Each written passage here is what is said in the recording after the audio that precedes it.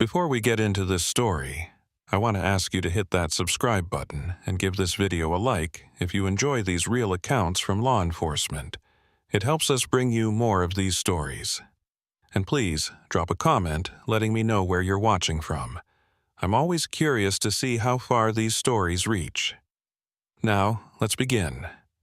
My name is Daniel Begay, and for over 15 years I served as a Navajo Tribal Police officer before the events of 1996, which I witnessed, caused me to question everything I knew about time, reality, and the land my people have regarded as their homeland for centuries. I grew up in the town of Chinle, Arizona, at the mouth of Canyon de Chelly. If you've never been there, it's not easy to describe the feeling that place evokes. The canyon walls rise like ancient sentinels, red rocks carved by wind and water over millions of years. Our people have lived in and around this canyon for nearly 5,000 years. Every rock, every formation, every shadow has its own story. Some of these stories are very special and beautiful, while others serve as warnings and lessons. I joined the Navajo Nation Police in 1981, fresh out of high school, wanting to serve my community. The reservation is vast, covering parts of Arizona, New Mexico, and Utah. Over 27,000 square miles of high desert mesas, canyons, and isolated communities. Policing that kind of territory comes with unique challenges. You might drive an hour to respond to a call. Backup could be 2 hours away, and the land itself, well, the land has its own rules. My grandfather used to tell me stories about the old days, about things that walked between worlds, about places where time moved differently. I listened respectfully, the way you do with elders, but I didn't really believe. I was a modern cop, trained in criminal justice, evidence collection, proper procedure. I dealt in facts, not folklore. That changed on October 12, 1996. I was working the evening shift, which usually meant patrolling the remote areas around Chinle, checking on the scattered hogans and houses where families lived miles from their nearest neighbors. It was a Saturday evening, and the sun was getting low, painting the canyon walls in shades of orange and deep red. Around 7:30 p.m., I got a call from dispatch, a woman's voice, shaky and scared, reporting a domestic disturbance. The address she gave was about 15 miles north of Chinle, off a dirt road that wound through the high desert toward the Chuska Mountains. Unit 12, this is dispatch. We have a 1010 in progress. Caller reports male subject threatening family members. Address is mile marker 7 on Route 12, approximately 200 yards west Hogan with blue door. Caller identified as Mary Yazzie. I acknowledged the call and headed out. Domestic disturbances were common enough, usually fueled by alcohol, poverty, or the grinding stress of reservation life. Most of the time, you could diffuse the situation just by showing up, giving people a chance to cool down, maybe give someone a ride to a relative's house for the night. The drive took about 25 minutes. Route 12 wasn't really a route, more like a maintained dirt road that connected a handful of family compounds. As I drove, the sun dropped below the horizon, and that deep desert darkness started settling in. The kind of darkness that city people don't understand, where your headlights feel like the only light in the entire universe. I found mile marker 7 and turned west onto an even rougher track. My headlights bounced over rocks and ruts, and I kept my speed down, watching for the Hogan. Traditional hogans are easy to spot, round or octagonal structures made from logs and earth, with a doorway that always faces east to greet the dawn. This one had been described as having a blue door, which was unusual but not unheard of. Some families painted their doors for identification or just for decoration. I spotted it about a quarter mile off the road. My headlights picked out the distinctive shape, and sure enough, even in the dimming light, I could see the door was painted a faded turquoise blue. There was a pickup truck parked nearby, a mid-'80s Ford that had seen better days, and I could see light coming from the Hogan's windows. I radioed my position to dispatch. Unit 12, 1097 at the location. One vehicle on scene. Will advise. Copy that. Unit 12. Be safe. I grabbed my flashlight and approached the Hogan. Standard procedure dictated caution on domestic calls. People get emotional, situations can escalate quickly. I could hear voices inside, raised but not quite shouting. A man's voice, low and angry. A woman's voice, pleading. At least one child crying. I knocked on the doorframe loud and clear. Navajo Police, I need to speak with you. The voices stopped immediately. After a moment, the blue door opened, and a woman looked out at me. She was maybe 35, with long dark hair pulled back in a traditional bun. Wearing a velvet blouse and silver jewelry, her eyes were red from crying, but she seemed relieved to see me. "Thank you for coming, officer," she said quietly in English, then added something in Navajo that I understood as an apology for disturbing me. "It's no trouble, Shima," I replied, using the respectful term. "I'm Officer Begay. I got a call about a disturbance. Is everyone okay?" She glanced back inside, then stepped aside to let me enter. "My husband, he's been drinking. He gets angry. I just wanted someone here to make sure things didn't get worse." I stepped inside, ducking slightly through the doorway. The interior was what I expected. A single, circular room with a wood stove in the center. The smoke hole above it open to the sky. Blankets and sheep pelts on the floor. A kerosene lamp providing warm light. A man sat on the far side of the Hogan, maybe 40 years old, with the weathered face of someone who'd spent his life working outdoors. He glared at me, but didn't stand. Two children, a girl about 8 and a boy around 5, huddled together on a blanket near their mother. "Good evening," I said to the man. "I'm Officer Begay. I understand there's been some trouble tonight." He muttered something in Navajo, bitter and dismissive.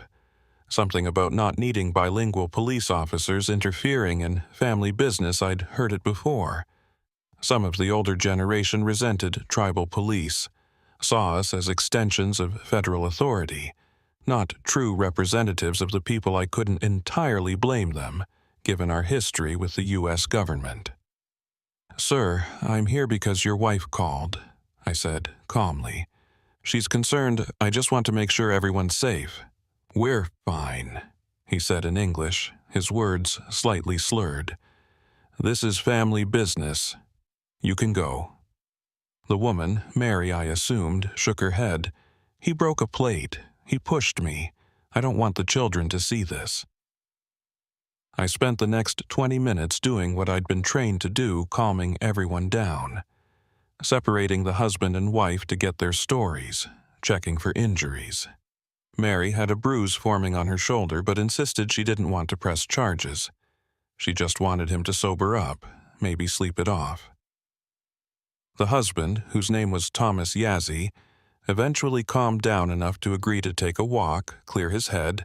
I offered to drive him to his brother's place a few miles away, let him spend the night there.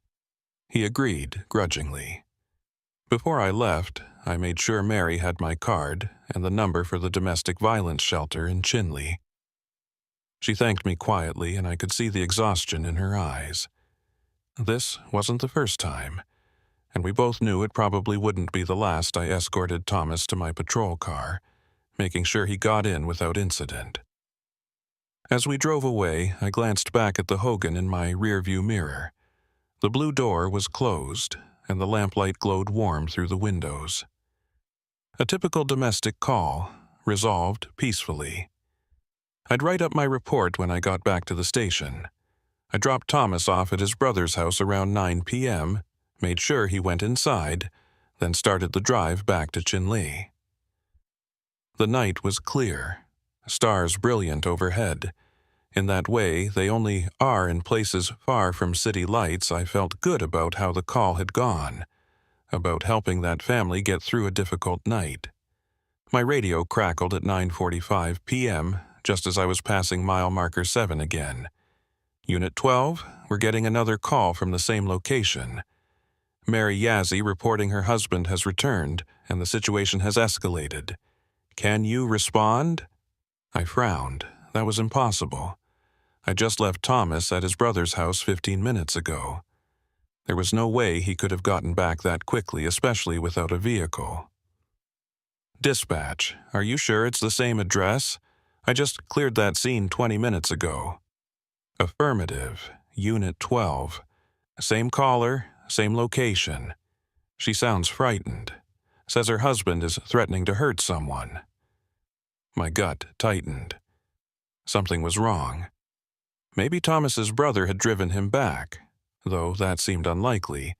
Or maybe there was confusion in the dispatch, a wrong address. Copy that, dispatch. Responding now. I turned around and headed back up Route 12, pushing my speed a little faster than I should have on that rough road. Something felt off, and years of police work had taught me to trust that feeling. I found mile marker 7 and turned west onto the same track I'd taken less than an hour ago. As I came around the rise, I expected to see the Hogan, the blue door, the old Ford pickup. There was nothing there. I stopped my patrol car and stared. The spot where the Hogan had been was just empty desert. Scrub brush, rocks, dirt, no structure, no truck, no tire tracks, nothing. I grabbed my flashlight and got out, walking to the exact spot where I'd parked before. I was certain this was the right location. I recognized the rock formations, the shape of the small arroyo nearby. This was definitely the place, but there was no Hogan. I walked in a circle, shining my flashlight across the ground. No foundation stones, no evidence that a structure had ever been here. The desert floor was undisturbed, covered in the kind of old, crusted dirt that doesn't get disturbed often. I radioed dispatch, keeping my voice level despite the confusion rising in my chest. Dispatch Unit 12, I'm at the location from the earlier call. There's no structure here. Can you confirm the address? There was a pause. Unit 12, confirming address mile marker 7, Route 12, approximately 200 yards west. Hogan with blue door. Dispatch, there's no Hogan here. The location is empty desert. Are you sure we don't have a different address for the callback? Another pause. Longer this time. I heard voices in the background at dispatch, people talking quickly. Unit 12, we have Mary Yazzie on the line now. She says you were just there an hour ago. She's asking where you are. A chill ran down my spine. Put her through. The radio clicked, and I heard a woman's voice, frightened and crying. Officer? Officer Begay? Why did you leave? He came back, and he's worse now. Please, you said you'd help us. It was Mary's voice. I recognized it. But that was impossible. Ma'am, I'm at the location you gave earlier. There's no structure here. Can you see my patrol car lights? What? No, I can't see anything. Officer, we're inside the Hogan. Please, he's scaring the children. My hands were shaking now. This didn't make sense. I was standing in the exact spot where that Hogan had been, and there was nothing here. Ma'am, I need you to step outside. I need to see you. I can't. He won't let me. Please, just come inside like before. You helped us before. I'm trying to help you now, but I can't find your Hogan. Is there another landmark I can use? Something nearby? We're where we've always been. Officer, please. The radio cut to static. Then dispatch came back on. Unit 12, we lost the connection. What's your status? I stood there in the darkness, my flashlight beam sweeping across empty desert, and felt the first real stab of fear. This wasn't confusion. This wasn't a wrong address. Something was fundamentally wrong here. Dispatch, I'm requesting backup and a supervisor to this location. I need someone else to verify what I'm seeing. Copy that, Unit 12. Nearest backup is Officer Sosi, ETA 40 minutes. 40 minutes. I looked around at the empty desert, then back at my patrol car. My body camera had been recording this whole time. At least I'd have footage to prove I wasn't losing my mind. I decided to wait in my car for backup. As I walked back to the vehicle, my flashlight passed over something that made me stop. In the dirt, barely visible, was a single footprint, small, like a child's. And next to it, partially buried in the sand, was a piece of broken pottery with a turquoise glaze. Blue, like the door. I bent down and picked it up carefully, turning it over in my light.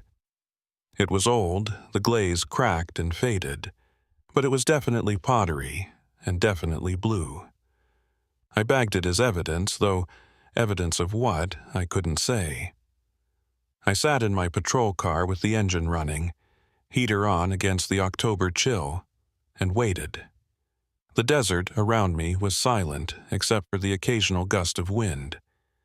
I kept my flashlight and my radio close, watching the darkness beyond my headlights. At 10:30 p.m., I saw headlights approaching from the south. Officer Russ Sosi pulled up next to me, and I'd never been so relieved to see another human being. Russ was in his 50s, a veteran officer who'd been with the tribal police since before I was born. He'd seen everything, or so he claimed. He got out of his car and walked over to my window. "Daniel, what's going on? Dispatch said you needed backup for a domestic, but the caller disappeared?" I explained everything. The first call, the family, taking Thomas to his brother's house, coming back to find nothing there. The second call from Mary. Russ listened without interrupting, his weathered face neutral. When I finished, he looked out at the empty desert, then back at me. "Show me where the Hogan was." We walked to the spot together. I pointed out the landmarks I'd used to confirm the location. Russ took his own flashlight and searched the area methodically. No foundation, no fire pit, no trash, nothing, he said finally. "Daniel, are you sure this is the right spot?" "I'm certain I drove this exact route twice. I recognize these rocks, that arroyo. This is where it was." Russ was quiet for a moment. "Your body cam was on?" "The whole time." "Then let's look at the footage." We went back to my patrol car, and I pulled up the body camera interface on my in-car computer. The tribal police had recently started using body cameras, though the equipment was often temperamental. I rewound to 7:40 p.m. when I'd first arrived at the scene. We watched as the footage showed my approach to the Hogan, the blue door, Mary opening it, the interior of the structure, the family, Thomas, all of it. 47 minutes of footage, clear as day. Russ and I watched in silence as the recording showed me escorting Thomas out, getting in my car, driving away. The Hogan was visible in the background as I left. "It's all there," Russ said quietly. "The Hogan, the family, everything, but there's nothing here now." "I'm not crazy," I said, hearing the edge in my voice. "I was there. I talked to them. That Hogan existed." "I believe you," Russ said, and I could hear he meant it. "But Daniel, I've been a cop on this reservation for 30 years. I've seen things that can't be explained, things that don't follow the rules we learned in academy. This land, it's old. Sometimes old things don't stay buried." "What are you saying?" He looked at me with those dark, knowing eyes. "I'm saying maybe you responded to a call that wasn't happening in our time.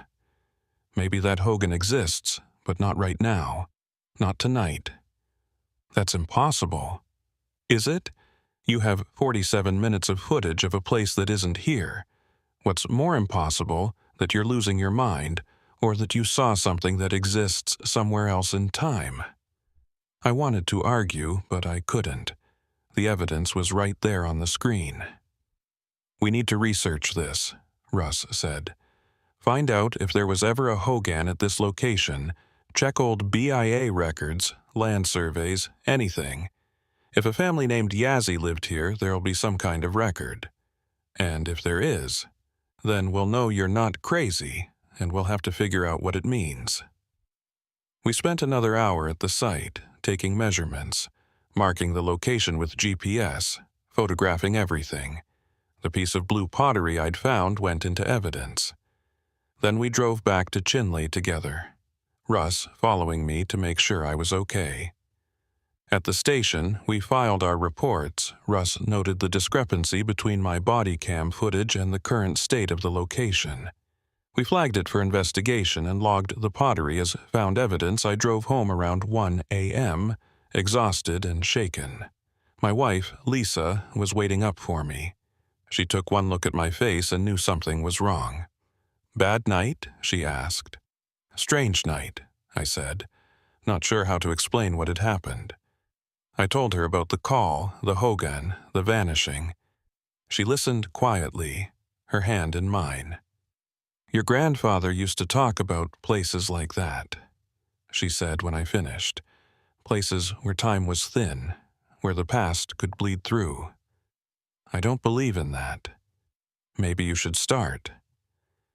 I went to bed, but couldn't sleep. I kept seeing Mary Yazzie's face, the fear in her eyes. The children huddled on that blanket, they'd seemed so real. They'd been real, at least in that moment. Around 3 a.m., I finally drifted off. I dreamed I was back at the Hogan, but this time when I opened the blue door, I saw myself standing inside, looking back at me. I woke with a start, my heart pounding. The next morning, I went to the station early to start researching. I needed to know if the Yazzie family had ever lived at that location. I needed proof that what I'd seen wasn't just a hallucination or some kind of breakdown. But what I found in the old Bureau of Indian Affairs records would make everything so much worse because Mary and Thomas Yazzie had lived at that location. They had lived in a Hogan with a blue door in 1974.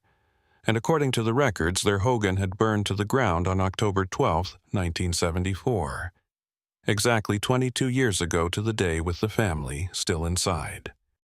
I stared at the faded BIA document in front of me, reading the words over and over, hoping they'd change. But they didn't. Fire report, October 12, 1974. Location, mile marker 7, Route 12, Chinle District. Structure, traditional Hogan, blue-painted door. Casualties, Thomas Yazzie, 42, Mary Yazzie, 36, daughters Lily, 8, and Emma, 5. Cause of fire, undetermined.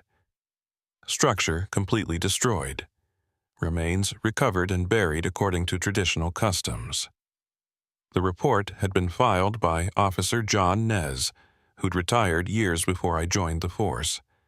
There was a handwritten note at the bottom that made my skin crawl. Family refused evacuation assistance prior to incident. Hogan sealed and abandoned per Chindi protocol. Chindi. The Navajo belief that when someone dies, especially in a violent or tragic way, an evil spirit remains in the place of death. Traditional Hogans where people died were either burned or permanently abandoned, the doorway sealed to trap the Chindi inside. But according to this report, the Hogan had already burned, with the family inside. So what had I seen last night? Russ found me in the records room at 8 a.m., surrounded by dusty file boxes and old photographs. He set a cup of coffee down next to me without a word, then pulled up a chair. "You find something," he said. It wasn't a question. I showed him the fire report. He read it slowly, his face growing more grave with each line. "The dates match," he said quietly. October 12th, 1974. October 12th, 1996. 22 years to the day. I talked to them, Russ. They were real. Mary was scared. The children were crying. Thomas was drunk and angry. It wasn't a ghost or a vision. They were solid physical people. I believe you." He pulled out another document from his own folder. I did some checking too. Found the original land survey from 1960. There was a hogan at that exact location, owned by the Yazzie family. But there's something else. He unfolded an old map, pointing to the spot marked in faded pencil. This survey shows 3 hogans at that site over a 40-year period. One from the 1950s, one from the 1960s, and the one from 1974, all in the same spot, all abandoned or destroyed. 3 different hogans in the same location. It's not uncommon. Families rebuild on traditional sites, especially if it's good land near water or grazing. But Daniel, I checked the records for all 3 structures. All 3 had incidents. Deaths, violence, tragedy. That spot has a bad history. I felt cold, despite the coffee warming my hands. You think the place itself is cursed? I think something about that location makes the barrier between times thin, like a crack in reality, and whatever happened there keeps bleeding through, especially on the anniversary. That's not possible. You keep saying that, but the evidence says otherwise. You have body cam footage of people who died 22 years ago. That's evidence, Daniel. That's real. He was right. I had proof. 47 minutes of digital video showing me interacting with the Yazzie family and their hogan, a hogan that no longer existed. What do we do? I asked. We wait and see if it happens again. If that hogan is cycling through different times, it might appear again. Maybe tonight. Maybe in a few days. But we need to be ready. And we need to document everything. I spent the rest of the day researching the other hogans that had stood at that location. The first one, built in the early 1950s, belonged to a family named Benally. According to the records, the father had killed his wife and 2 sons in 1956, then taken his own life. The hogan was burned by the community afterward. The second hogan, from the 1960s, belonged to the Tsozi family. They'd abandoned it in 1968 after their teenage daughter disappeared. She was never found, and the family believed she'd been taken by skinwalkers. The hogan was left to collapse on its own. Then, the Yazzie family built the third hogan in 1972. 2 years later, they all died in the fire. 3 hogans, 3 tragedies, all in the same spot. And all of them leaving Chindi behind. That evening, I went back to the location. I didn't tell Lisa where I was going. I just said I had to follow up on something from the previous night. She looked worried but didn't press. I arrived at mile marker 7 just before sunset, that same golden light painting the desert. I parked in the same spot and walked to the location where the hogan should be empty desert. Nothing but dirt and scrub brush. I set up a folding chair and settled in to wait. My body cam was fully charged, and I had a thermos of coffee and a flashlight. If the hogan appeared again, I'd be ready. The sun went down, and the temperature dropped fast the way it does in the high desert. I pulled my jacket tighter and watched the empty space in front of me. At 8:30 p.m., I felt it before I saw it. A subtle change in the air, like a pressure shift before a storm. The hair on my arms stood up, and I heard a sound like wind chimes, though there was no wind. And then it was there. The hogan materialized like someone slowly turning up the contrast on a photograph. First, just an outline, then more solid, then completely real. The blue door, the log walls, the smoke rising from the smoke hole, but it wasn't the same hogan. This one looked older, more weathered. The blue paint on the door was brighter, less faded. And the truck parked nearby was from the 1960s, a Chevrolet that looked almost new. I stood up slowly, my hand on my radio. I should call this in, get Russ out here. But something made me hesitate. This was my case, my mystery to solve. I approached the hogan and knocked on the doorframe. The door opened, and a teenage girl looked out at me.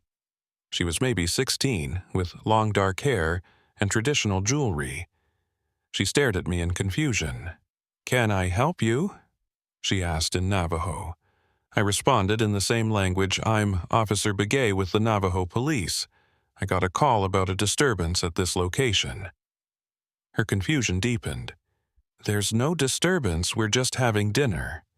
A woman's voice called from inside, asking who was at the door.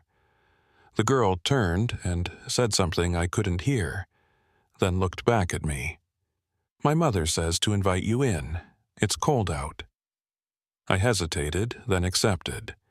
If I was going to understand what was happening here, I needed to engage with it directly. The interior was similar to what I'd seen the night before, but different in the details. Newer blankets, different cooking pots, a calendar on the wall that made my breath catch May 1968. A woman in her 40s smiled at me from where she sat near the fire. "Welcome, officer. I'm Helen Sosi. This is my daughter, Annie. Can we offer you some coffee?" Sosi. This was the family that had abandoned the Hogan after their daughter disappeared. And I was looking at that daughter right now, alive and healthy, in 1968. "Thank you," I managed. "I'm sorry to disturb your dinner. There must have been some mistake with the address." "No trouble at all. We don't get many visitors out here." Helen gestured for me to sit. "You look cold. Please warm yourself." I sat, trying to process what was happening. I was inside a Hogan that wouldn't be abandoned for another few months, talking to people who, in my time, were either dead or had lived through tragedy decades ago. Annie was watching me with curious eyes. "You're not from around here, are you? Your uniform looks strange." I glanced down at my tribal police uniform, the modern patches and equipment that wouldn't exist in 1968. "I'm from the Chinle district," I said carefully. "Just doing routine patrols." "Do you know my cousin, Officer John Nez?" Helen asked. "He works for the tribal police." John Nez, the officer who'd written the report about the Yazzie fire in 1968. He would have been a young officer, just like me. "I know of him," I said. "Good man." We talked for a few more minutes, small talk about the weather, the livestock, the community. I was careful not to say anything that would reveal I was from the future. The whole time my body cam was recording, documenting this impossible conversation. Then Helen said something that made my blood run cold. "Annie's going to Window Rock tomorrow. She has an interview at the BIA office. She's hoping to get a job there." I knew what happened tomorrow, or rather what had happened 28 years ago. Annie Tsosi would leave for Window Rock and never arrive. She would disappear somewhere on that road, and her family would search for months before finally giving up, believing she'd been taken by dark forces. "Mrs. Tsosi," I said carefully, "maybe Annie should wait a few days before making that trip. The roads can be dangerous." Helen looked puzzled. "Why? The weather's clear." "Just a feeling. Sometimes it's better to wait." Annie laughed. "Are you a Hatawi now, officer? Reading signs?" Before I could answer, there was a knock at the door. Helen stood to answer it, and when she opened it, I felt reality shift again. Standing in the doorway was another police officer, but his uniform was from my time, modern patches and all. It was Russ. He looked at me, then at the family, then back at me. "Daniel, we need to go, now." "Who are you?" Helen asked, backing away from the door. "I'm sorry, ma'am," Russ said. "We're responding to the wrong call. Daniel, come on." I stood, thanked Helen for her hospitality, and followed Russ outside. The moment we crossed the threshold, I felt that pressure shift again. I turned to look back, and the Hogan was gone. Just empty desert. "What the hell are you doing?" Russ demanded. "I've been trying to radio you for 20 minutes. Your signal kept cutting out." I was inside. The Hogan appeared, but it was from 1968. The Sosi family, Russ, I talked to Annie Tsosi, the girl who disappeared." He grabbed my shoulders.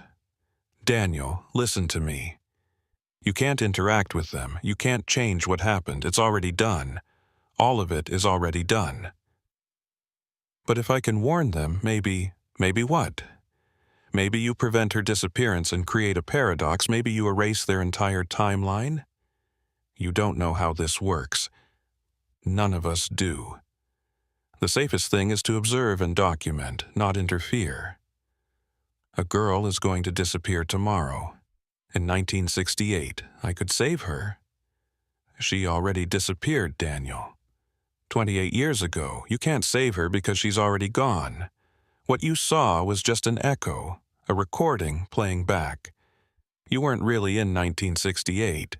You were in some kind of impression of it. It felt real. I know, but we can't trust it. We can't trust any of this." We drove back to Chinle in silence. When I got home, I reviewed my body cam footage from inside the Hogan. It was all there, clear and documented. 53 minutes of conversation with the family from 1968. Lisa found me watching it at midnight, staring at the screen. "Daniel, you need to sleep." "I can't. Every time I close my eyes, I see them. All of them, the families who lived in that Hogan, who died there, who suffered there. And I don't know what I'm supposed to do about it." She sat next to me, taking my hand. "Maybe you're not supposed to do anything. Maybe you're just supposed to witness it. That's not enough. Sometimes it has to be." Over the next week, I returned to the location every night. The Hogan appeared 3 more times, each time showing a different era, a different family. On the 3rd night, it was the Benally family from the 1950s I watched from a distance as the father, clearly drunk and violent, threatened his wife and children. I wanted to intervene, wanted to stop what I knew was coming, but Russ's words held me back. It had already happened. This was just an echo. On the 5th night, it was the Yazzie family again. But earlier than my first encounter, it was 1973, a year before the fire. They were happy, laughing, Mary teaching her daughters a traditional song. It was heartbreaking to watch, knowing what was coming. On the 7th night, something different happened. The Hogan appeared as usual, but when I approached and looked through the window, I saw myself. I was sitting inside with a family I didn't recognize, wearing my uniform but looking older. Maybe 10 years older. Future me turned and looked directly at present me through the window. He stood and walked to the door, opening it. "You're early," future me said. "I didn't start investigating until next week in my timeline." I couldn't speak. I was looking at myself, older and more weathered, with gray in my hair and deeper lines around my eyes. "Come in," he said. "We need to talk about what's going to happen." I stepped inside, and the family I didn't recognize nodded at me politely. A father, mother, and 2 teenage boys. They seemed unconcerned about the 2 versions of me standing in their home. "Who are they?" I asked. "The Begay family," future me said. "Our family, Lisa, our sons, from 2023. My heart stopped. "That's not possible. Lisa and I don't have children yet." "We will, 2 boys, Daniel Jr. and Daniel. And on October 12th, 2023, we're going to move into a new house. Can you guess where?" I felt sick. "No, we wouldn't. Not after everything I've seen here. We won't know. In my timeline, I stopped investigating. I convinced myself it was all stress, hallucinations, something explainable. I deleted the body cam footage, destroyed the evidence, tried to forget. So, when a beautiful piece of land came up for sale, cheap because of its history, we bought it and we built our house right here. And what happens?" Future me's face was grim. "The same thing that's happened to every family who lived on this land tragedy. Violence, death. The land doesn't just echo the past, it demands repetition. It's like a loop that needs to be fed. How do I stop it? I don't know. I'm trying to figure that out. That's why I came back to this night to warn you, to tell you to keep investigating, keep documenting. Don't give up like I did. But if you're here warning me, does that mean I succeed? Does that mean I stop it? He shook his head. I don't know. Time here doesn't work like that. Every version of events seems to exist simultaneously. Maybe in one timeline you stop it. Maybe in another you don't. Maybe we're all just echoes, playing out our parts over and over. The pressure in the air shifted again. Future me looked alarmed. It's collapsing. The timeline is collapsing. Listen to me, Daniel. The key is... The Hogan vanished, and I was standing alone in the empty desert, his words cut off mid-sentence. I fell to my knees in the dirt, shaking. I'd just seen my future. A future where Lisa and I had children, where we lived on this cursed land, where tragedy found us, just like it had found everyone else. Unless I could figure out how to break the cycle. I drove straight to the Tribal Historic Preservation Office the next morning. If this land had such a dark history, there had to be something in the traditional knowledge, some way our ancestors dealt with places like this. The preservation officer, an elder named Thomas Begay, no relation, listened to my story without interrupting. When I finished, he was quiet for a long time. You've seen the Chinle house, he finally said. My grandfather spoke of such places, locations where the barrier between worlds grows thin because of repeated tragedy. The violence and fear create a wound in the fabric of reality. How do you heal such a wound? Traditionally, with ceremony.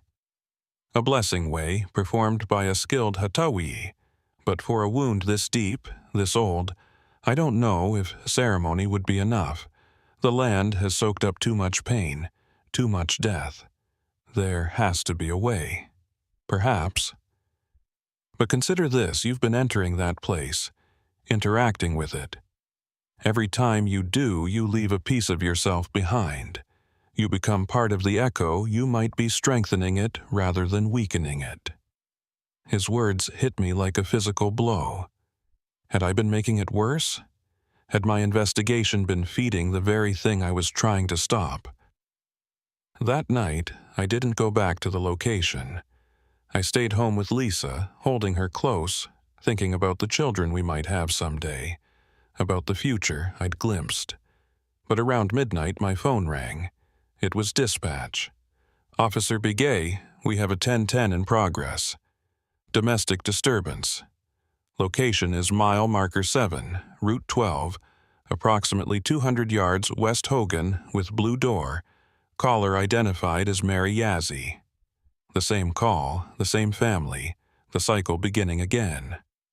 Dispatch, I said slowly. What's today's date? October 12th, 1996. Why? I'm not responding to that call. Excuse me? I said I'm not responding. Send another unit. There was shocked silence. Then, Officer Begay, you're required to respond to all domestic disturbance calls. This is protocol. Send another unit. I hung up and turned off my phone. Lisa was watching me from the bedroom doorway. What's happening? I'm breaking the cycle, or trying to. I think the Hogan needs me to respond, needs me to be part of the pattern, so I'm refusing. We stayed up all night, waiting to see what would happen. My radio was still on, and I heard dispatch send Officer Tsosi to the location. I heard him report that there was no structure at the site. I heard the confusion in his voice, the same confusion I'd felt. But I didn't go. I stayed home. As dawn broke, Lisa made coffee, and we sat together watching the sunrise. Did it work? She asked. I don't know. Maybe, or maybe I just delayed the inevitable. My phone rang. I'd turned it back on an hour earlier. It was Russ. Daniel, we need to talk. Something happened last night at that location. Something different. What do you mean? The Hogan appeared, but only for about 30 seconds, then it collapsed in on itself like it was being erased. And there was a sound, like dozens of voices all crying out at once. Then nothing. It's gone, Daniel. Completely gone. I've been here all morning. And there's no trace of it. No shimmer, no pressure changes, nothing. Is that good? I think so. I think by breaking the pattern, by refusing to respond, you might have disrupted the cycle. The Hogan needed that October 12th response, needed an officer to interact with it. Without that, the loop couldn't complete. I felt a weight lift from my chest. So, it's over? Maybe. We should monitor the site, especially on future October 12ths, but for now, yes, I think it might be over. I thanked him and hung up. Lisa was watching me with hopeful eyes. Is it done? I think so. We held each other as the sun climbed higher, warming the world, burning away the shadows of the night. But even as relief washed over me, I couldn't shake one nagging thought. Future me had tried to tell me something, had tried to warn me about the key to solving this. His words had been cut off, but I'd heard the beginning. The key is what? I'd broken the cycle, or at least interrupted it. But I didn't really understand what I'd done or why it worked, and that uncertainty would haunt me for years to come. Because 3 weeks later, I received a package at the station. No return address. Just my name written in handwriting I recognized as my own. Inside was a body camera memory card and a note. The note read, "Daniel, this is you from 2006, 10 years from now. I'm sending you this because you need to see what happens if you let your guard down." The Hogan didn't disappear. It just went dormant. Watch the footage. Learn from my mistakes. Don't build on that land. Ever. D. I loaded the memory card into my computer with shaking hands. The footage showed me, older again, standing in front of a modern house. The same location, mile marker 7, and the house had a blue door. The timestamp on the footage read October 12th, 2006, exactly 10 years in the future. The cycle hadn't ended. It had just evolved. I watched the footage from 2006 17 times before I could accept what I was seeing. The video started with future me, looking exactly as I'd seen before, walking toward a modern ranch-style house. The architecture was contemporary, but the location was unmistakable. The rock formations, the arroyo, the view of the distant canyon walls mile marker 7, Route 12, and the front door was painted blue. Future me's body cam captured him entering the house. Lisa's voice called from somewhere inside, asking if he'd remembered to pick up groceries' normal domestic sounds. Children laughing, a dog barking. Then the atmosphere changed. The laughter stopped. Future me moved through the house quickly, calling for Lisa, for the boys. His breathing got faster. The camera showed room after room, each one empty but showing signs of recent occupation. A pot boiling over on the stove. The TV on, but no one watching. Toys scattered on the floor. He found them in the master bedroom. Lisa and 2 boys, maybe 8 and 10 years old, standing in a circle, holding hands. Their eyes were closed, and they were swaying slightly as if in a trance. Future me approached cautiously. "Lisa? Boys? What are you doing?" They didn't respond, just kept swaying. And then, all together, they opened their eyes. Black. Completely black. Like the woman from the Honda Accord in the stories I'd heard from other officers. No whites, no iris, just darkness. And they spoke in unison, voices overlapping, creating that awful harmonic tone I'd heard described before. The house remembers. The land remembers. We are part of the remembering now. Future me backed away, and the footage showed him running from the house, getting in his patrol car, driving away fast. The video ended with him parked on the side of the road, hyperventilating, calling someone on his phone. I ejected the memory card and sat in the dark station office, trying to process what I'd seen. That was my future. 10 years from now. Lisa and children I didn't even have yet. Possessed or transformed by whatever dark force haunted that land, unless I could prevent it. I needed help, real help. Not just police procedures and investigation, but someone who understood the traditional ways, the old knowledge that my generation had mostly lost. The next morning, I drove to see my grandfather. He lived in a small house on the outskirts of Chinle, where he'd lived alone since my grandmother passed 5 years earlier. He was 83 years old, a Hatawi, a traditional medicine man, though he rarely practiced anymore. I found him outside, tending to his sheep. When he saw me pull up, he smiled, but there was sadness in his eyes, like he already knew why I'd come. Ya ate shichei, I greeted him respectfully. Ya ate shitsui, he replied, using the term for grandson. You look troubled. Come inside, I'll make coffee. We sat in his small kitchen, and I told him everything, the Hogans appearing and disappearing, the families from different timelines, the future I'd seen on the body cam footage. He listened without interrupting, his weathered face thoughtful. When I finished, he was quiet for a long time, staring into his coffee cup. I knew this would come to you eventually, he finally said. Your great-grandfather was the first to see it back in 1937. He was a young man then, riding his horse through that area. He saw a Hogan that shouldn't have been there, heard voices from a family that had died years before. He tried to tell people, but no one believed him. They thought the sun had gotten to him. Did he figure out what was causing it? He spent years studying it, talking to the elders, learning the old stories.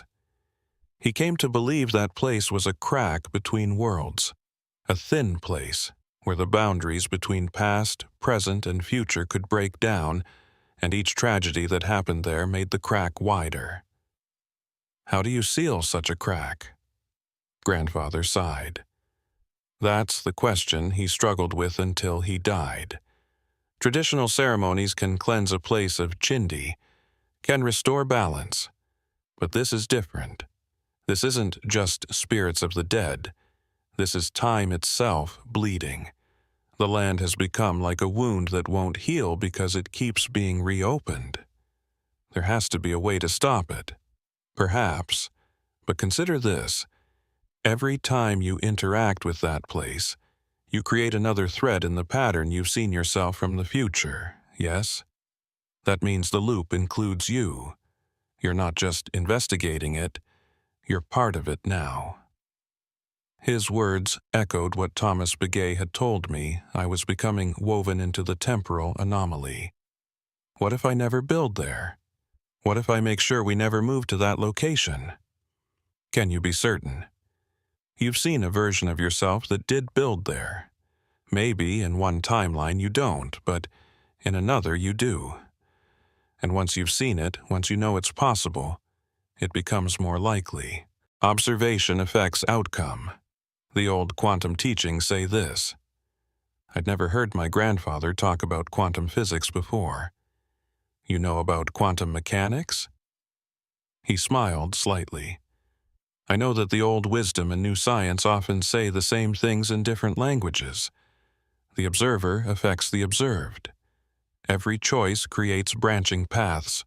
All possibilities exist until the moment of choosing. Your scientists proved what we've always known. So, what do I choose? How do I make sure I choose right? Perhaps the question isn't how to choose right, but how to stop the land from forcing the choice. The location itself has become like a whirlpool in time, pulling people toward tragedy. To stop it, you might need to change the land itself. How? I don't know. But I know someone who might. Your uncle, Raymond Begay. He's a geologist, works for the tribe's Natural Resources Department. He understands the physical nature of the land. Together, you and he might find an answer. I left my grandfather's house with a new direction. If the anomaly was connected to the physical location, maybe there was something about the geology, the minerals, the structure of the earth itself that was creating or amplifying the effect. Uncle Raymond worked out of the tribal offices in Window Rock. I called him and explained I needed to talk about some unusual geological features near Chinle. He agreed to meet me the next day. Raymond was in his 50s, a quiet man with advanced degrees in geology and mineralogy. I'd always liked him, even though we rarely saw each other. He met me at his office, which was filled with rock samples, maps, and scientific equipment. "Daniel, good to see you. What's this about unusual geology?" I told him about the location, leaving out the supernatural elements at first, just focused on the physical facts. The site had a history of repeated tragedy, structures built and destroyed multiple times. I asked if there could be anything about the land itself that might affect human behavior or perception. Raymond pulled out a topographical map and marked the location. Mile marker 7, Route 12. Interesting. Let me check something. He went to his computer and pulled up various geological surveys. His expression changed as he studied the data. "This is fascinating," he muttered. "The site sits directly over a significant magnetite deposit. Magnetite is a naturally magnetic mineral.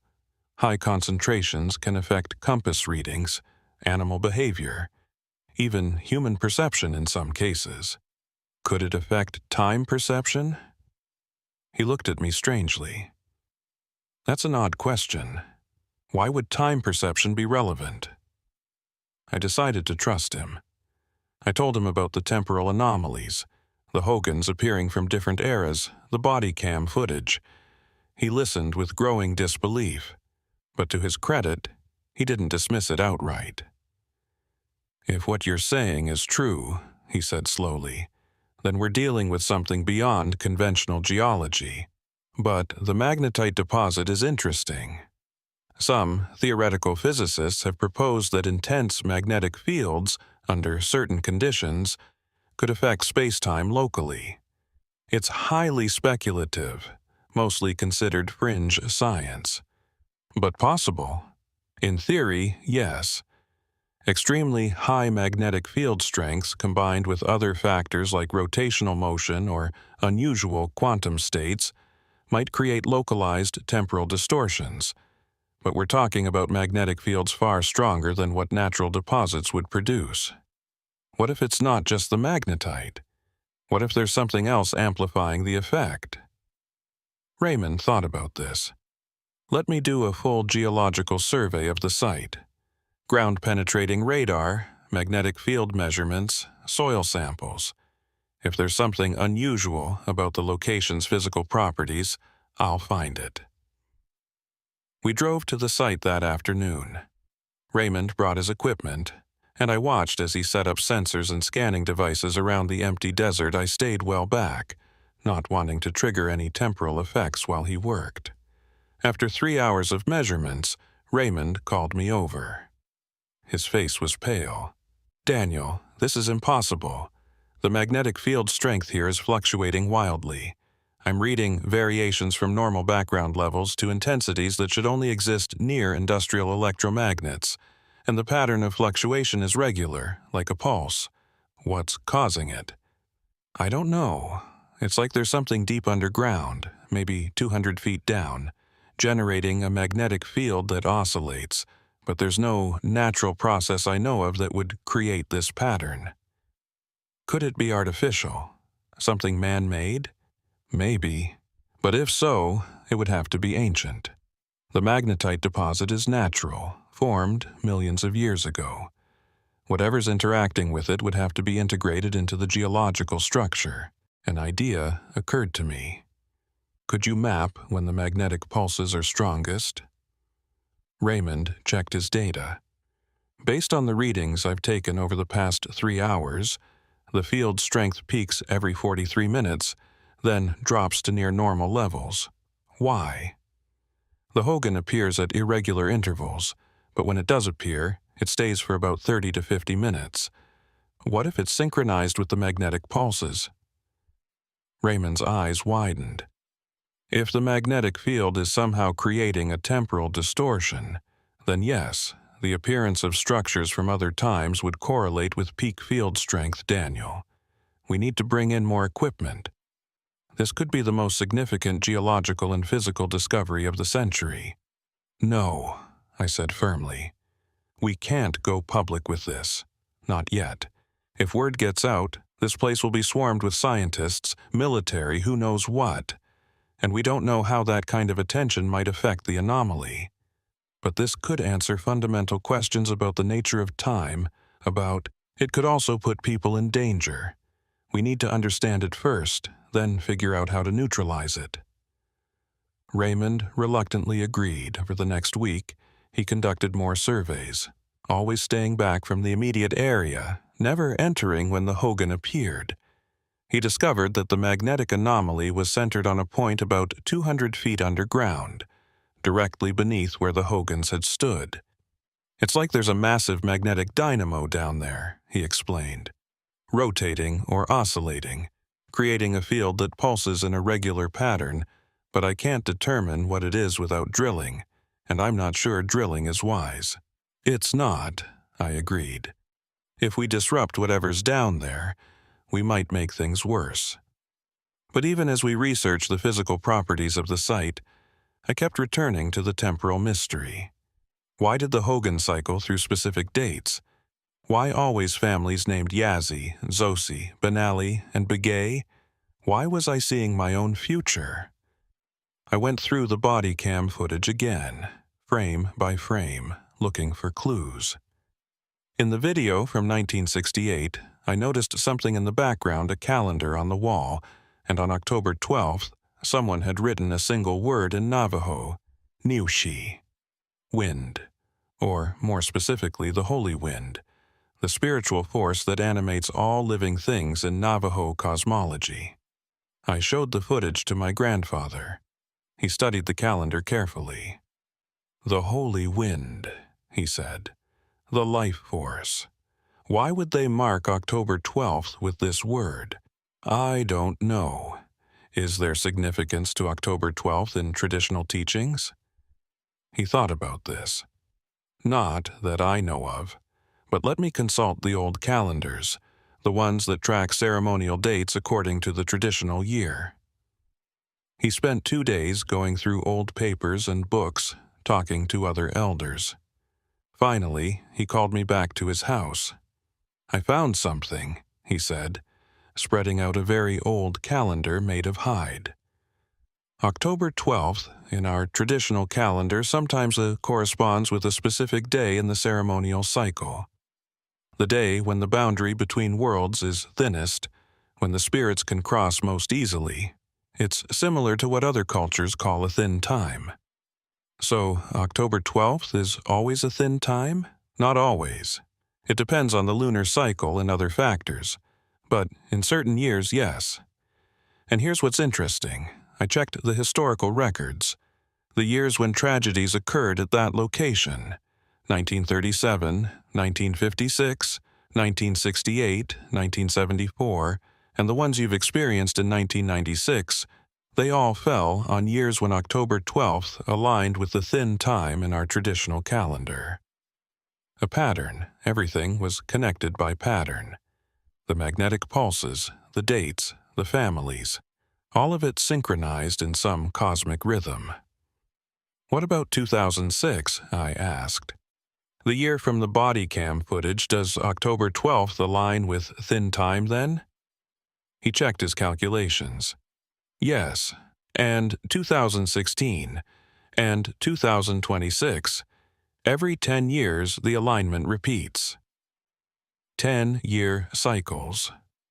The Hogan appeared in regular intervals during the thin times when the magnetic field interacted with the temporal boundary. I understood now the location was a perfect storm of factors. The magnetic anomaly underground creating a physical distortion, the traditional thin time creating a spiritual opening, and the repeated tragedies feeding the pattern, making it stronger with each cycle. To break it, I'd need to disrupt all three factors. But how? That night, the Hogan appeared again. But this time, something was different. I'd set up surveillance equipment around the perimeter, cameras and magnetic field sensors. I stayed back and watched from my patrol car. The structure materialized at 8:43 p.m., right on schedule with the magnetic pulse, but this time I could see something I'd missed before. The air around the Hogan shimmered with a faint luminescence, like heat waves but with color blues and purples that shouldn't exist in nature. And there were sounds. Not from inside the Hogan, but from the space between realities. Whispers, cries, fragments of conversation from dozens of different voices, all overlapping. It was like looking at a crack in the world, and through that crack, I could see and hear echoes of every timeline that touched this spot. Every version of events, every possible outcome, all existing simultaneously. I recorded everything, documenting the phenomenon from every angle. And then I saw something that made me grab my radio. Inside the Hogan, through the window, I could see a family. But it wasn't any of the historical families I'd encountered before. It was Lisa and our two sons. The same ages as in the 2006 footage, but the timestamp on my camera read 1996. They shouldn't exist yet. They were from the future, pulled back to this moment by the temporal distortion. And then I realized the horrible truth. Time at this location wasn't just bleeding, it was collapsing. Past, present, and future were all being drawn to the same point, compressed into the same space. The more I investigated, the more I interacted with the anomaly, the stronger it became. I was feeding it. My future family's presence was feeding it. Every observation, every recording, every attempt to understand was making the collapse worse. The Hogan started to flicker, shifting between different versions. The 1950s structure, the 1960s, the 1970s, and the modern house from 2006, all occupying the same space, cycling faster and faster. And then they all appeared at once, 4 different structures, superimposed over each other, all solid, all real, all impossible.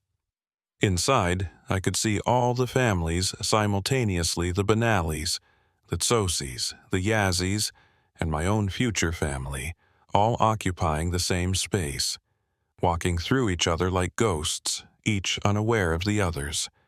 The magnetic field sensors were screaming, showing readings off the scale. The ground beneath the structures started to glow with that same blue-purple light.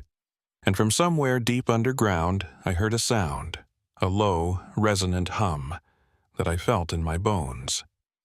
The magnetic dynamo Raymond had detected was spinning faster, the field intensifying. The collapse was accelerating. If it continued, the temporal distortion might become permanent, might spread beyond this location. The thin place might tear completely. I had to do something. But what? Then I remembered my grandfather's words. Perhaps the question isn't how to choose right, but how to stop the land from forcing the choice. I had to remove the choice. Remove the possibility of building there, of interacting with the anomaly, of feeding the pattern. I got on my radio and called Raymond.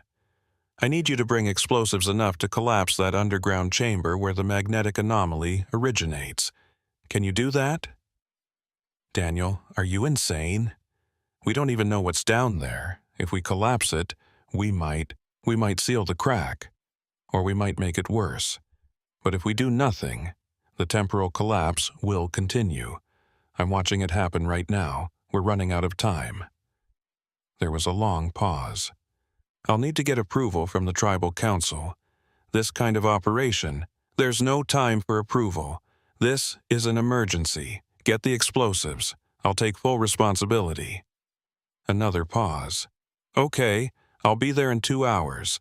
But Daniel, if this goes wrong, I know it's on me." While I waited, I watched the superimposed structures continue to flicker and merge. I could see Lisa and the boys inside the modern house, still in that trance-like state, still swaying and chanting. And I made a choice. I would never build on this land. I would never allow my family to be pulled into this nightmare. Whatever timeline led to that outcome, I would change it. I would choose differently. But even as I made that decision, I wondered if choice meant anything in a place where all possibilities existed simultaneously. Raymond arrived with his truck loaded with drilling equipment and carefully placed explosive charges. We worked quickly, setting up a pattern of drill holes around the perimeter of the anomaly. "This is going to be crude," Raymond warned. "We're essentially trying to cause a controlled cave-in of whatever's down there. It might not work, it might just make everything worse. Do it anyway." We set the charges and retreated to a safe distance. The Hogan structures were still flickering, but now they were starting to fade, becoming translucent. "The pattern's breaking down," I said. "The temporal compression is reaching a critical point. We need to act now." Raymond checked his remote detonator. "On your signal." I looked at the fading structures one more time. Saw the ghost images of all those families, all those tragedies. Saw my future wife and children trapped in a timeline I was about to prevent. Do it. He pressed the detonator. The explosions were deep, muffled, the sound traveling up through 200 feet of rock and earth. The ground shook, and for a moment, nothing seemed to change. Then the structures vanished. All of them simultaneously, winking out like lights being switched off.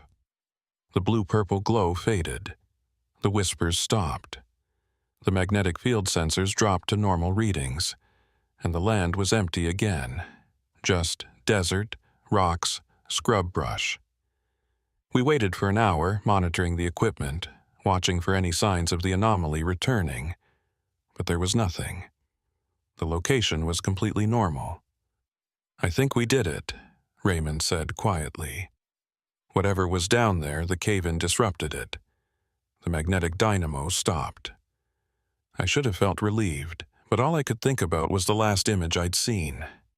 Lisa and the boys, fading away, erased from that timeline I had saved them by preventing them from ever being there. But in doing so, I'd seen them disappear. Over the following weeks, I monitored the site carefully. No more Hogans appeared. No temporal distortions. The land remained empty and quiet. I filed my final report, carefully edited to remove any references to time travel or impossible physics. I wrote it up as a geological instability that we'd remediated with controlled explosives. The tribal council accepted the report without question. Life slowly returned to normal. I kept working, kept patrolling, kept serving my community. Lisa and I got married 2 years later. We bought a house in Chinle, far from mile marker 7, and we never had children. I don't know if it was a conscious choice or if something deeper was at work. But somehow, the timeline where we had Daniel Jr. and Daniel never manifested. We remained happily married but childless. Maybe I'd prevented their births by collapsing the anomaly. Maybe I'd changed the future so completely that they simply never existed. Or maybe they existed in some other timeline, in some other version of events. I'll never know. But sometimes, late at night, I dream about them 2 boys I've never met, laughing and playing, calling me Dad, and I wake up with tears on my face, mourning children who were never born. The cost of sealing the crack between worlds was higher than I'd anticipated. But it was a cost I'd pay again to save Lisa, to save future families, to stop the cycle of tragedy. The Chinle house was gone, The land was clean, and I would carry the memory of what was sacrificed for the rest of my life. 20 years have passed since I collapsed the chamber beneath mile marker 7. I'm 53 years old now, retired from the Navajo Police for 5 years. Lisa and I live quietly in our house in Chinle, growing older together, watching our friends' grandchildren grow up around us. We never had children. It's a fact I've accepted, though never quite made peace with. But this story isn't over, because 3 days ago, on October 12th, 2016, something impossible happened. I was at the grocery store in town when a boy, maybe 10 years old, walked up to me. He looked familiar in a way I couldn't place, with features that reminded me of both Lisa and myself. "Excuse me," he said politely. "Are you Daniel Begay?"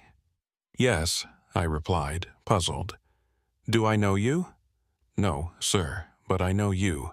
My name is Daniel Begay, and I need to talk to you about something important." The name hit me like a physical blow. Daniel. The name from the 2006 body cam footage, the name of the son I never had. "How do you know my name?" I managed to ask. "Because you're my father, or you were in another timeline. Can we talk somewhere private?" We sat in my truck in the grocery store parking lot. The boy, Daniel, looked at me with eyes that were definitely mine, and told me a story that shouldn't have been possible. In the timeline I came from, you and Mom had 2 boys, me and my brother Daniel Jr.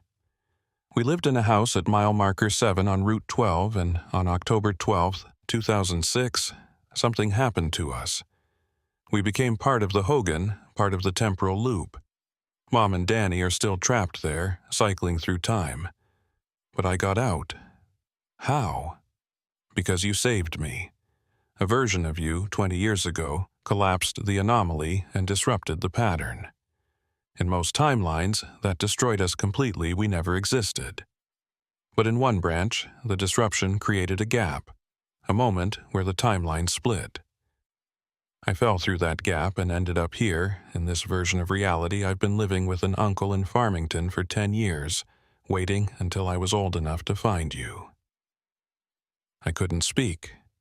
I was looking at a son who shouldn't exist, from a timeline I'd deliberately prevented. "I know this is hard to understand," Daniel continued. "I don't fully understand it myself, but I'm real. I exist. I'm not a ghost or an echo. I'm a living person who fell from one reality into another. Why come to me now, after 20 years? Because today is October 12th, 2016. And according to your grandfather's calendar, which I've studied extensively, today is another thin time. The strongest alignment in 30 years, and the anomaly isn't as dead as you think it is." A chill ran through me. "What do you mean?" "The chamber you collapsed 20 years ago. It didn't destroy the source of the distortion. It just buried it deeper, and it's been building power ever since, feeding on the magnetic field, waiting for the right alignment. Tonight, at exactly 8:43 p.m., it's going to break through again. And this time, it won't just create a temporal echo. It's going to create a full rupture. How do you know this?" "Because I'm connected to it. I'm a living piece of the paradox, a timeline fragment that shouldn't exist.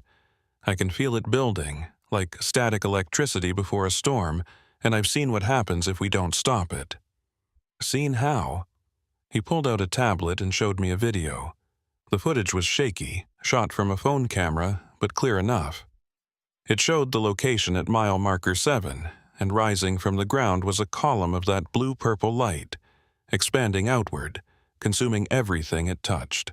Buildings, vehicles, people, all pulled into the temporal distortion. "This is from 2026, Daniel said. 10 years from now. If the rupture happens tonight and we don't seal it permanently, it spreads. Within 10 years, the entire Chinle area becomes a temporal dead zone. Thousands of people trapped in time loops, cycling through different eras, never able to escape. Why show me a future that hasn't happened yet? Because I came from a future that did happen, found a way to access information from possible futures, and I'm trying to prevent the worst outcome. Time isn't linear, Dad. It's a web of possibilities, and right now, we're at a crucial node. What we do tonight determines which future becomes real. I wanted to dismiss this as insanity, but I'd seen too much over the years to ignore it. And something about this boy, this impossible son, rang true. What do we need to do? The chamber you collapsed is still there, buried under rubble, but the source, the thing creating the magnetic dynamo, is deeper, about 400 feet down.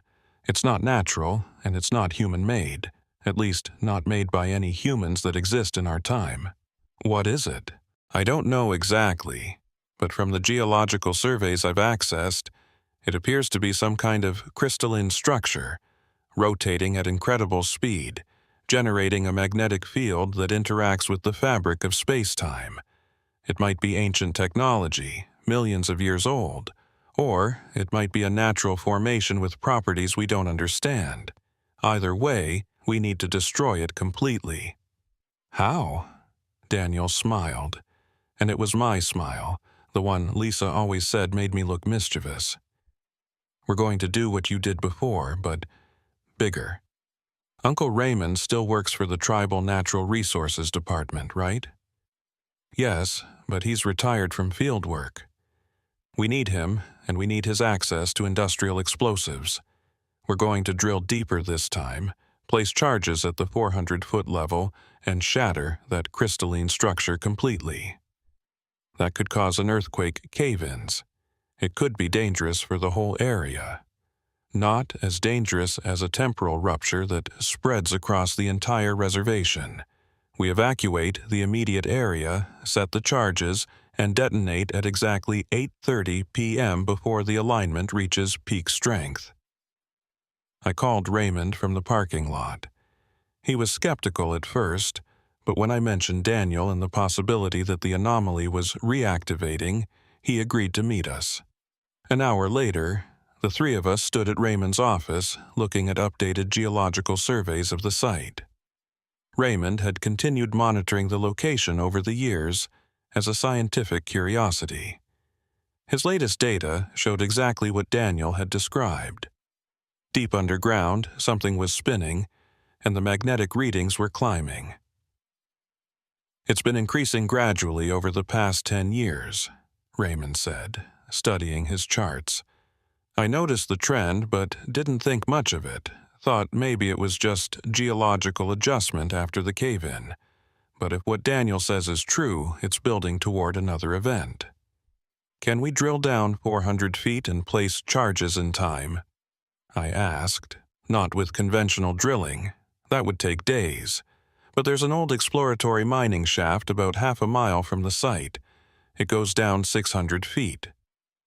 If we could access it, use it to tunnel horizontally to the target area, we might be able to place charges in a few hours. Will the Tribal Council approve this? Raymond and Anne looked at me seriously. If we ask permission, they'll want environmental studies, safety assessments, community meetings. That will take weeks. We have hours. So, no, I'm not asking permission. I'm going to do this, take the consequences, and hope I'm right. We spent the afternoon mobilizing resources. Raymond called in favors from mining engineer friends, got access to the old shaft, and secured industrial explosives. I contacted the few officers I still trusted from my days on the force, explained there was a potential geological emergency, and got the immediate area evacuated under the guise of earthquake risk. Daniel, despite being only 10 years old, showed an impressive understanding of the technical details, helping Raymond calculate the precise placement of charges needed to shatter the crystalline structure without causing wider damage. How do you know all this? I asked him as we drove toward the site. I had a lot of time to study, he said. 10 years of knowing I was a temporal anomaly, Knowing my existence was connected to this place, I learned everything I could about geology, physics, Navajo cosmology, anything that might help me understand what happened to me and how to prevent it from happening to others. Why didn't you come to me sooner? He looked at me with old eyes and a young face. Because I wasn't sure you'd believe me, and because I needed to wait for the right moment. Too soon, and we wouldn't have the resources or knowledge. Too late, and the rupture would be unstoppable. Today is the exact right moment. We reached the old mining shaft at 4 p.m. The sun was already dropping toward the western horizon, painting the desert in shades of gold and red, the same light I'd seen 20 years ago when this all began. Raymond's team had already gone down, drilling horizontal access tunnels toward the target coordinates. We descended in a rickety elevator cage, dropping into darkness, the temperature rising as we went deeper. At the 400-foot level, we found Raymond covered in rock dust, supervising the placement of shaped charges around a section of wall.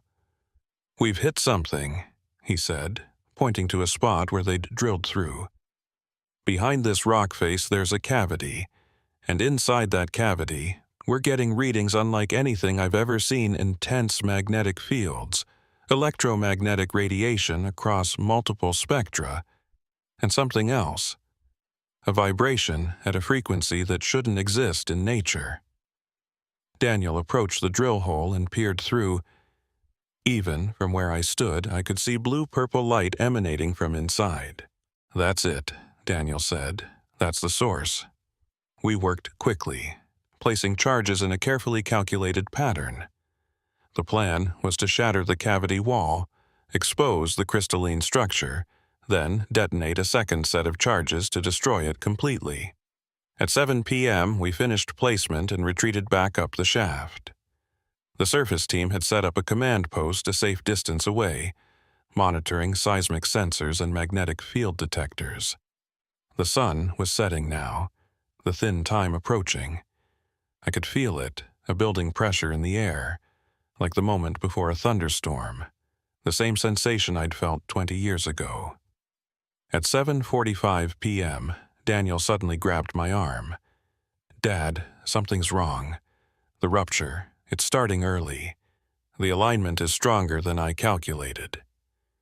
The magnetic sensors were spiking, showing readings even higher than before. And in the distance at the mile marker 7 location, I could see that blue-purple glow starting to rise from the ground. "We're out of time," Raymond said. "We need to detonate now." "Wait," Daniel said, still staring at the glow. "If we detonate while the rupture is already opening, we might just make it worse. We need to time it exactly right. Wait until the rupture reaches peak intensity, then shatter the source at the exact moment. That way, the disruption will cascade back through the temporal distortion and collapse it completely." "How do we know when it reaches peak intensity?" "I'll know. I can feel it." Daniel closed his eyes, and I saw his hands trembling. "It's getting stronger. The pull. It wants to draw me back, make me part of the pattern again." At 8:20 p.m., the glow had intensified into a column of light, exactly as shown in the video from 2026. Inside that column, I could see shapes forming, structures, people, fragments of different timelines, all trying to manifest simultaneously. "Almost there," Daniel whispered, sweat beading on his forehead. "The pressure is building. I can see them, Mom and Danny. They're trying to reach us from inside the loop." At 8:42 p.m., Daniel's eyes snapped open. "Now! Detonate now!" Raymond hit the remote detonator. Deep underground, the charges exploded in sequence. The ground shook violently, and for a moment, I thought we'd miscalculated, that we were about to cause a catastrophic collapse. Then, the blue-purple column of light flickered. The structures inside it began to destabilize, fracturing into fragments, and Daniel screamed. He fell to his knees, clutching his head, and I saw his body beginning to fade, becoming translucent like the temporal echoes I'd seen before, Daniel! I grabbed him, trying to hold him solid, but my hands passed through him. "It's okay, Dad," he said, his voice distant, echoing, "This is what's supposed to happen. I was always part of the pattern. Destroying the source means destroying all the temporal fragments, including me. No, there has to be another way. There isn't, but it's okay. I got to meet you. I got to help save everyone. That's enough." He smiled, and even as he faded, I could see Lisa in that smile. "Tell Mom, in whatever timeline she exists, that I love her.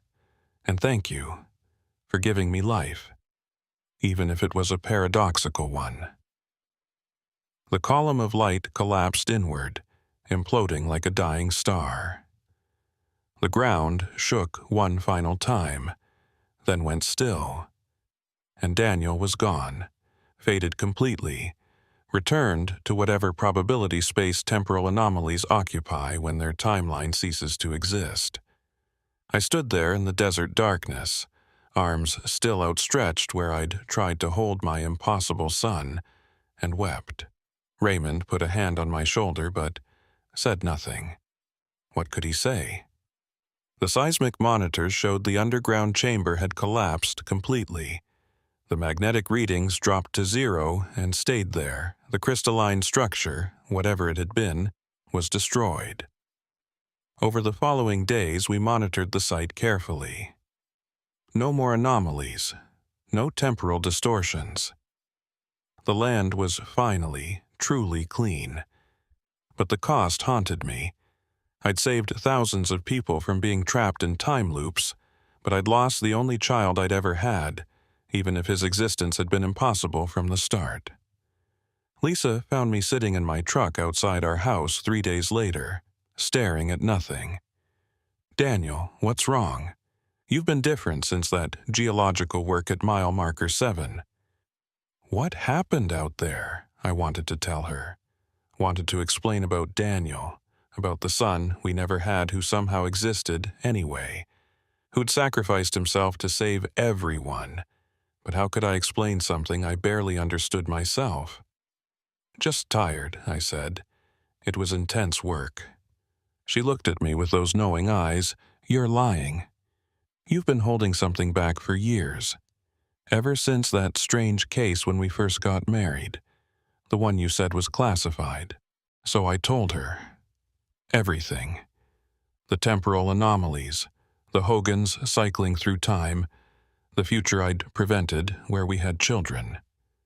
And Daniel, the boy from a timeline that ceased to exist, who'd lived just long enough to help seal the rupture. Lisa listened without interrupting, her face going through shock, disbelief, and finally, a deep sadness. "We had a son," she said quietly. "In another life, we had 2 sons. And you've carried that knowledge alone all these years? I didn't want to burden you with impossible memories. But they're not impossible, are they? If Daniel was real enough to help you, real enough to sacrifice himself, then somewhere in the web of time those children existed. They were real." She took my hand. "We can't have children now. We're too old. But we can honor their memory, the sons we never had, who existed anyway. We can live in a way that makes their sacrifice meaningful. And that's what we've tried to do. We volunteer with the youth programs on the reservation. We mentor young people who remind us of who Daniel might have been. We tell stories, teach traditions, try to make a difference. It's not the same as raising children, but it's something. It's been 3 weeks since the final collapse of the anomaly. I'm writing this account because Daniel asked me to, in those final moments before he faded, document everything," he'd said. Someday, someone might need to know. Someone else might encounter a thin place where time bleeds through. They need to know it can be stopped, but also what it costs. So I've written it all down. The domestic calls that led to families that didn't exist. The Hogans that cycled through decades. The body cam footage that showed impossible things. the magnetic anomaly deep underground. And Daniel, the temporal fragment who became my son for one brief day. The tribal archives will store this account, classified and sealed for 50 years. Maybe by then, we'll understand time well enough to make sense of what happened. Or maybe it will remain a mystery, another strange story from the reservation, dismissed as folklore by those who prefer rational explanations. I don't know if I did the right thing, collapsing the anomaly, preventing those timelines from fully manifesting. I saved thousands of people from being trapped in temporal loops, but I also erased possibilities, destroyed potential futures, killed a son who'd already been born in another reality. The moral weight of that choice is something I carry every day. But late at night, when I'm between sleeping and waking, I sometimes hear a voice. A boy's voice, laughing, calling me Dad. And I choose to believe that somewhere, in some corner of the infinite possibilities that make up reality, Daniel exists. Happy, whole, free from the temporal anomaly that birthed him. It's probably just wishful thinking, probably just my grief creating comforting illusions. But after everything I've seen, after all the impossible things that turned out to be real, I think I'm entitled to believe in one more impossibility somewhere. In another timeline, I'm a father. And my son knows I love him. That's the echo that remains, and it's enough.